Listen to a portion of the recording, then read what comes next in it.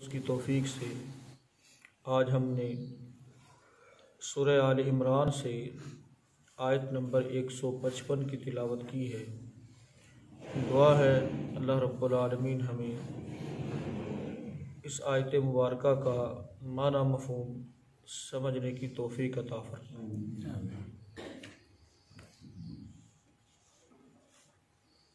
غزوہ احد جس میں مسلمانوں کو بہت سارے اسباق سیکھنے کی باتیں ملی، ان میں ایک اہم ترین بات جو پوری دنیا کی اور قیامت تک کے لیے سارے انسانوں کے لیے بہت اہم سبق رکھتی ہے وہ سامنے آئی، اور وہ ہے کہ بعض دفعہ بندے کا ایک گناہ، ایک غلطی، ایک خطا اس کے سامنے بہت بڑی رکاوٹ بن جاتی ہے۔ گناہ، خطا، غلطی یہ بہت خطرناک ہوتی ہے، یعنی یہ ذہن دیا ہے اللہ رب العالمین نے کہ ہم ہر چھوٹے اور بڑے گناہ سے اپنے آپ کو بچائیں، کسی بھی گناہ کو معمولی خیال نہ کریں۔ ہو سکتا ہے وہ معمولی سا گناہ، وہ چھوٹا سا گناہ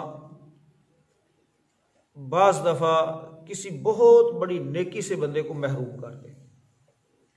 بڑے گناہ تو ہم میں سے زیادہ لوگ نہیں کر پاتے نا، بہت تھوڑے لوگوں کی اپروچ میں وہ بڑے گناہ ہوتے ہیں۔ کیا خیال ہے؟ بڑے گناہ بہت تھوڑے لوگوں کی اپروچ میں ہوتے ہیں، البتہ چھوٹے چھوٹے جو گناہ ہیں وہ ہم میں سے ہر بندہ کر رہا ہے، اور وہ چھوٹے چھوٹے گناہ ہی ہو سکتا ہے ہمیں کسی بہت بڑی نیکی سے محروم کر دے۔ ترجمہ دیکھیں گے پھر بات سمجھ آئے گی۔ فرمایا ان الذین، بے شک وہ لوگ، تولوا جو پھر گئے، منکم تم میں سے۔ اب یہ مخاطب ہیں اللہ رب العالمین صحابہ کی جماعت سے۔ کس کی جماعت سے؟ صحابہ کی جماعت سے۔ وہ لوگ جو پھر گئے۔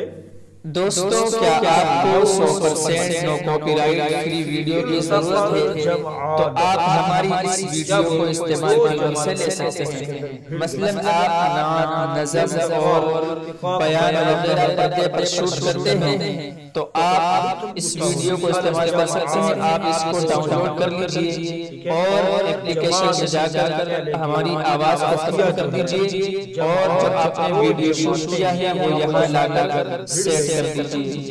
دوستو آپ سے گزارش ہے کہ آپ ہمارے چینل کو سبسکرائب ضرور کریں۔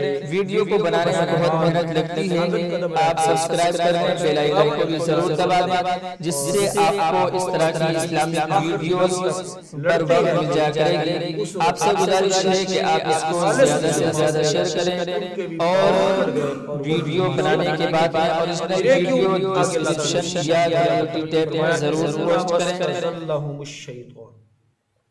بے شک ان کو پھسلایا تھا الشیطان، شیطان نے، ببعض ما کسبوا، ان کے بعض اعمال کی وجہ سے، ان کے بعض اعمال کی وجہ سے۔ اور وہ عمل کون سا تھا؟ وہ عمل تھا رسول اللہ صلی اللہ علیہ وسلم کی ایک بات جو وہاں درے پر آپ صلی اللہ علیہ وسلم نے ان کو متعین کیا تھا، اس درے کو خالی چھوڑنا، خالی کر دینا۔ یہ ایک ایسا عمل تھا جس کی وجہ سے شیطان نے ان کو کیا کر دیا؟ پھسلا دیا۔ فرمایا وَلَقَدْ، اور البتہ تحقیق، عَفَا اللَّهُ، درگزر فرما دیا، درگزر کیا، معاف کر دیا اللہ نے، عنہم، ان، اللہ نے ان کو کیا کر دیا؟ معاف کر دیا۔ لیکن دنیا کے لیے اور قیامت تک کے لیے اللہ رب العالمین نے یہ بات واضح ضرور فرما دی تاکہ آئندہ لوگ، جو آنے والی نسلیں ہیں، جو آنے والے لوگ ہیں، وہ کبھی اس طرح کی غلطی نہ کریں اور کسی معمولی نافرمانی کو بھی، یعنی چھوٹی سی نافرمانی کو بھی معمولی خیال نہ کریں۔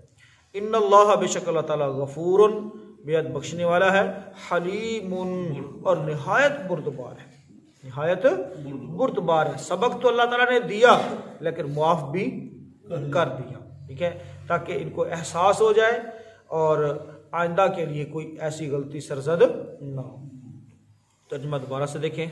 ان الذین بے شک وہ لوگ جو لوگ تولوا پھر گئے منکم تم میں سے یوم التقى الجمعان اس دن جب دو جماعتیں آپس میں گتھم گتھا ہوئی بھیڑ گئی انما استزلهم الشیطان بے شک انہیں پھسلا دیا شیطان نے ببعض ما کسبوا ان کے بعض اعمال کی وجہ سے، یعنی شیطان کا ویسے ان کے اوپر کوئی حملہ نہیں ہو سکتا تھا کیونکہ وہ عقیدتاً پختہ تھے اور عملاً بھی کیا تھے؟ پختہ تھے۔ جب عمل کے اندر کمزوری آئی تو شیطان کو حملہ کرنے کا موقع مل گیا۔ وَلَقَدْ اور البتہ تحقیق عَفَا اللَّهُ درگزر فرمایا، معاف کر دیا اللہ نے عنہم ان کو۔ ان اللہ بے شک اللہ تعالیٰ غفور بے حد بخشنے والا ہے، حلیم نہایت بردبار۔ محترم بھائیو، آج کا جو ہمارا سبق ہے اس میں ہمارے اعمال کا ہماری زندگی کے اوپر اور اچھے اور برے اعمال کا ہماری زندگی پر جو اثر ہے، جو اثرات ہوتے ہیں، ان کا بیان کھل کر اللہ رب العالمین نے فرما دیا ہے۔ اب بھی اگر ہم اپنے لیے برے اعمال کو جو ہے اچھا سمجھیں اور نافرمانی کو خیر ہے کہہ کر ٹالتے رہیں، چلو ایڈی خیر ہے، یہ تو چھوٹی جائیے، یہ تو نکی جائیے، اب اگر ہم اب بھی یہ کہتے رہے تو پھر یہ شیطان کا ایک بہت بڑا دھوکہ ہے جس میں اس نے ہمیں مبتلا کر رکھا ہے۔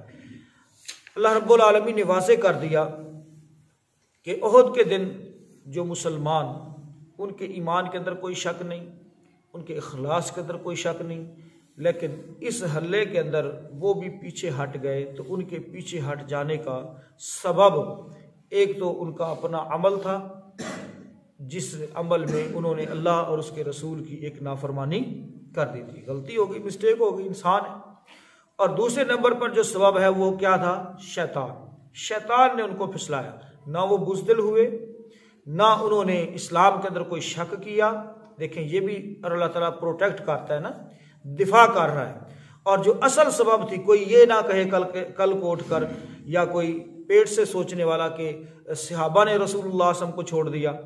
بات سمجھ آ رہی ہے نا؟ جیسا کہ بہت سارے مستشرقین اور بہت سارے لوگ جنہوں کو جو صحابہ کرام رضوان اللہ علیہم اجمعین کے پیچھے ہاتھ دھو کر پڑے ہوئے ہیں اور ایسی مقدس ہستیوں کو ڈیگریڈ کرنے کی کوشش میں لگے رہتے ہیں، باقاعدہ ان کا مذہب یا عقیدہ یا کہنے اسکول آف تھاٹ جو ہے وہ ہے ہی اس چیز پر کہ صحابہ کو ہی معاذ اللہ برا بھلا کہنا ان کے نزدیک بہت بڑی نیکی ہے۔ تو اللہ رب العالمین نے ایسے جو ہے بد دماغ لوگوں کے لیے یہ آیت مبارکہ نازل فرمائی ہے کہ کوئی کل اٹھ کر یہ نہ سوچے کہ ان کے عقیدے میں کوئی معاذ اللہ بگاڑ آ گیا تھا، انہوں نے بزدلی دکھائی تھی یا کوئی اور یعنی اس طرح کا جس سے ان کی اہانت جو ہے ہو سکے، کوئی ایسا سوچ بھی نہ سکے۔ اس انداز میں اللہ رب العالمین نے بات کی ہے کہ اس سے ان کا ایمان وہ ہمارے لیے معیار ٹھہرا، ان کی استقامت بھی ہمارے لیے معیار ٹھہری۔ البتہ جو کمی رہ گئی تھی اللہ تعالیٰ نے وہ بیان کرنے کے بعد ساتھ اعلان بھی فرما دیا کہ میں نے ان کو معاف کر دیا۔ میں نے کیا کر دیا؟ معاف کر دیا۔ وہ رب العالمین ہے جس نے ان کو یعنی جب اللہ نے ان کو معاف کر دیا ہے تو میں آپ یا کوئی اور محترم بھائیو وہ اپنی گز لمبی زبان نکال کر اگر صحابہ کے بارے میں کوئی غلط بات کرے تو اس بندے کو اپنے اعمال کی خیر منانی چاہیے۔ صحابہ پر یعنی آسمان پر تھوکنے سے تھوک جو ہے وہ اس کے منہ پر ہی آئے گا، صحابہ کا کچھ بھی نہیں بگڑے گا۔ سمجھ آ رہی بات کی؟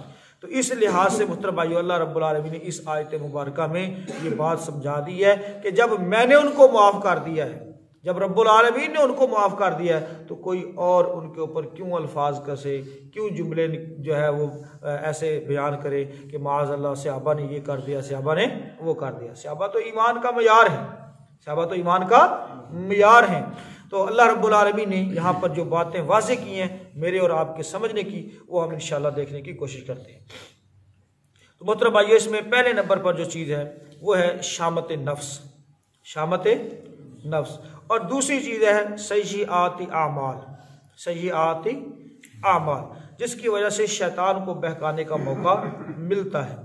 رسول اللہ صلی اللہ علیہ وسلم نے اس لیے ہر خطبہ کے اندر یہ الفاظ استعمال کیے، وَمِن شُرُورِ أَنفُسِنَا وَمِن شُرُورِ أَنفُسِنَا، یا اللہ ہمیں نفس کی جو شرارتیں ہیں نا ان سے محفوظ فرما دے.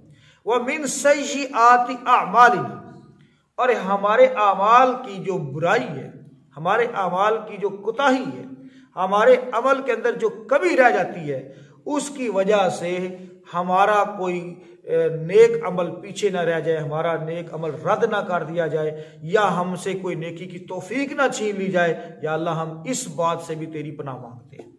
وَمِن شُرُورِ أَنفُسِنَا وَمِن سَيِّئَاتِ أَعْمَالِنَا. سمجھ آ رہی بات کی؟ یعنی دوسرے لفظوں میں آپ یوں سمجھیں کہ نیکی کرنے سے دوسری نیکی کی توفیق ملتی ہے، نیکی کرنے سے دوسری نیکی کی توفیق ملتی ہے، اور یہ ایک قسم کی گارنٹی بھی ہے کہ پہلی نیکی بندے کی کیا ہو گئی ہے؟ قبول ہو گئی. ایک نیکی کے بعد دوسری نیکی کی توفیق مل جائے تو پہلی نیکی کیا ہو گئی ہے؟ قبول ہو گئی ہے. تب ہی اللہ تعالیٰ نے دوسری نیکی کی توفیق دی ہے. اور ایک نیکی کے بعد بندہ تھک جائے، جیسے ہم رمضان کے اندر نیکی کرنے کے بعد میں کیا ہو جاتے ہیں؟ تھک جاتے ہیں. نماز بھی پڑھنے سے کیا ہو جاتے ہیں؟ غافل ہو جاتے ہیں. نماز پڑھنے سے بھی جو ہے نا وہ کمزوری دکھاتے ہیں. تو بھائیو سمجھ لو کہ وہ جو پورا مہینہ مشقت کی ہے وہ بھی کسی کھاتے کی نہیں ہے. سمجھ آ رہی بات کی؟ تو اس اعتبار سے نیکی کے بعد دوسری نیکی کی توفیق ہو جائے تو پہلی نیکی کیا ہو گئی؟ قبول ہو گئی. اور اگر نیکی کے بعد تھک جائے پھر اگلیاں بھی اگلیاں بھی ختم، بندہ تھک ہار کے بیٹھ جائے، بس اب کوئی نیکی کرنی نہیں ہے، بڑیاں کرنی ہیں، بڑیاں کرنی. حالانکہ ہم جتنیاں بھی کر لیں وہ کیا ہیں؟ وہ کم ہے. جتنیاں بھی کر لیں وہ کم ہے. تو محترم بھائیو ہم تھک جاتے ہیں، ہم کہتے ہیں نہیں بس اتنا ہی بڑا ہے. حالانکہ ہم دنیا کے اندر نہیں تھکتے. کفایت شعاری ہمیں دنیا کے اندر کرنی چاہیے، لیکن ہم کس میں کرتے ہیں؟ اعمال کے اندر کرتے ہیں.